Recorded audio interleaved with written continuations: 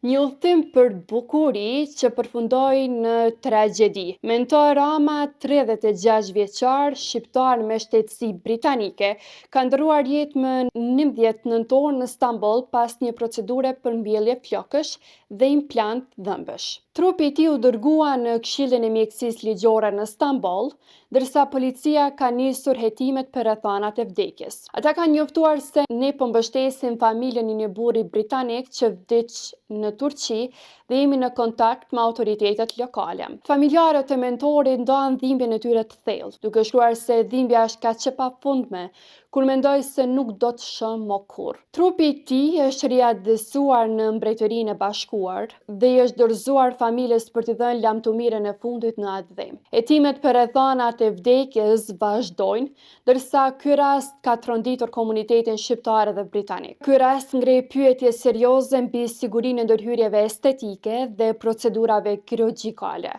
Sa të rrezikshme mund të janë këto ndërhyrje dhe kur kryhen në klinika të njohura jashtë vendit.